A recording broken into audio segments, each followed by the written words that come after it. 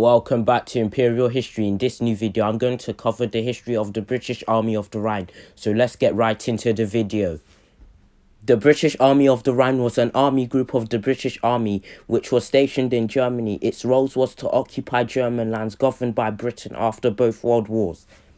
The first version of the British Army of the Rhine, or BAOR for short, was created to garrison Britain's occupational zone of the Rhineland after World War I, when Britain and her allies defeated Germany. The BAOR had 15,000 troops stationed in the British occupational zone of the Rhineland, but in 1929, the BAOR was disbanded as Germany regained control of its borders. But World War II had begun 10 years later in 1939, and Britain and her allies defeated Germany in 1945. After 6 years of bloody fighting, Germany was occupied into zones again after the war. America, Britain, France, and the Soviet Union owned these zones, so the Second British Army of the Rhine was recreated. It was tasked with, again like the first BAOR, to garrison Britain's occupational zone. But another conflict rose again. This time it was the Western Allies, including Britain, against the Soviet Union, which both were having diplomatic rows over the future of Germany. As a result of this, the BAOR now had a new role of defending the newly created country of West Germany against possible Soviet invasion in an event of war.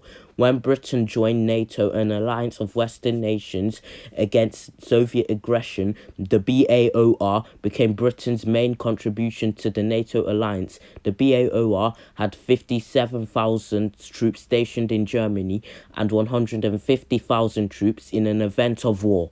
The BAOR was known for its armoured units, as NATO was increasing its armoured arsenal to counter the Soviet threat, so most of the British Army's armoured units were in the BAOR. BAOR units always lived under the threat of nuclear war, which the Cold War brought, as America and the Soviet Union had a huge arsenal of nuclear weaponry that would be unleashed if war broke out.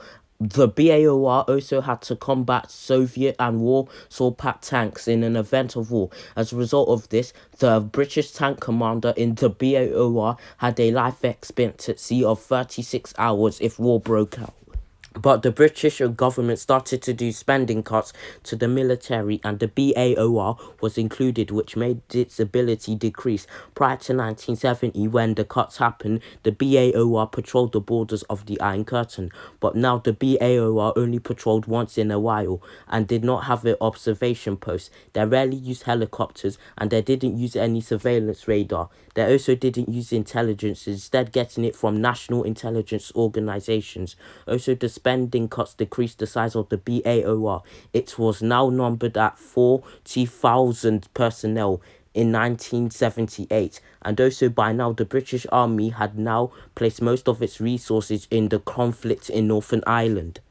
British personnel and their families stayed in Germany for a long time, as they were stationed in there to counter the Soviet threat. So British troops and their families used German services like grocery stores and transport and etc.